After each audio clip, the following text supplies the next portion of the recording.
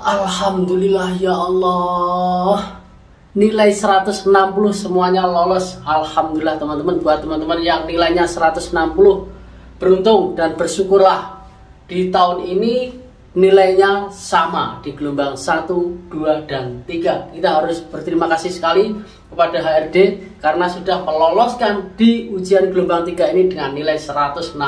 Dan kali ini sudah sah pengumuman hasil akhir kelulusan IPS topik umum UBT umum sektor manufaktur gelombang 3 ya, ini gelombang 3 2023, dan ini sudah real, sudah sah, dan kuotanya mencapai 5.270 kuota. Dan seperti yang tadi pagi saya umumkan dan yang sudah di-share dari teman-teman dari media sosial, baik itu Facebook, Instagram, atau yang media sosial yang lainnya, 5.270 kuota di gelombang 3 ini hampir menyamai kuota di gelombang 3. Namun cuman selisih sedikit saja, ya sedikit saja selisihnya, tidak banyak sekali, karena di gelombang 2 kemarin 5.585 dan ini 5.270, dan nilai 160 lolos. Nah, kita baca sepenuhnya. Kewenangan pihak HRD Korea dan hasil penetapan kelulusan tidak dapat diganggu gugat. Nah, ini di sini ada huruf hitam tebal berwarna hitam, ini harus kita baca buat teman-teman. Kenapa Mas saya nilainya 87,5 tidak lolos? Nah, ini kita bisa baca di sini, kewenangan pihak HRD Korea dan hasil penetapan kelulusan tidak bisa diganggu gugat. Mungkin ketika teman-teman skill test terdapat buta warna seperti itu, mungkin ya, dari hal tersebut. Nah, ada juga teman-teman yang saat ujian nilainya keluar 87,5, setelah dikoreksi kembali dengan HRD Korea, nilainya berkurang karena jawabannya tidak pas. Kemungkinan bisa seperti itu. Namun yang akurat, yang saya tahu, informasi yang akuratnya itu teman-teman terdapat buta warna di situ. Buta warnanya ada salah berapa, 3 atau 4 seperti itu. Pihak HRD menyatakan bahwa teman-teman buta warna, entah itu parsial ataupun total. Nah, selanjutnya peserta yang dinyatakan lulus IPS topik UBT umum sektor manufaktur gelombang 3 2023 dapat mengunduh ataupun mendownload sertifikatnya kelulusan elektronik e-sertifikat di Cisco PMI BP2MI GoID. Nah, ini linknya ada. Ini teman-teman bisa lihat.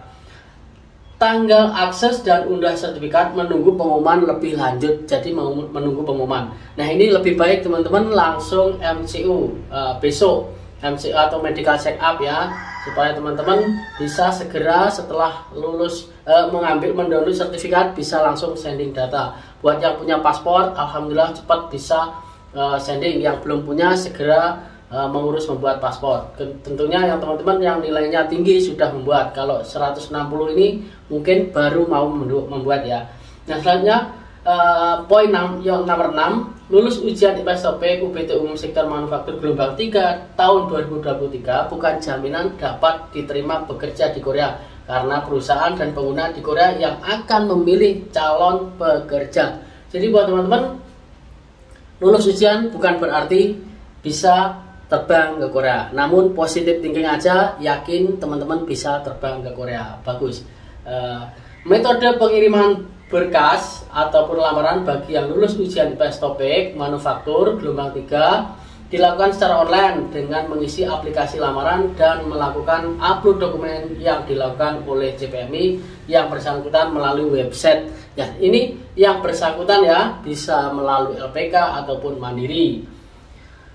Peserta yang dinyatakan lolos di gelombang 3 ini tidak diperbolehkan mengganti pilihan pekerjaan pada saat mengajukan lamaran ke Korea. Mengganti pekerjaan ini dalam arti manufaktur diganti dengan fishing, ataupun fishing manufaktur diganti dengan subbuilding. Nah, seperti itu tidak bisa mengganti.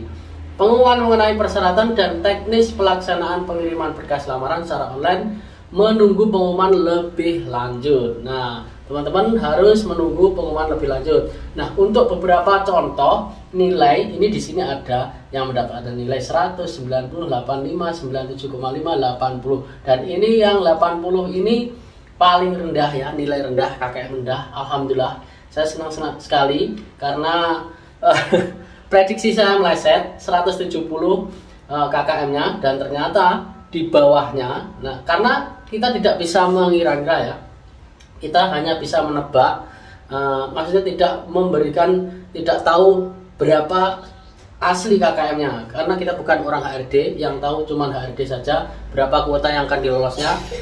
Karena kuotanya diloloskan 5.270, maka 160 lolos.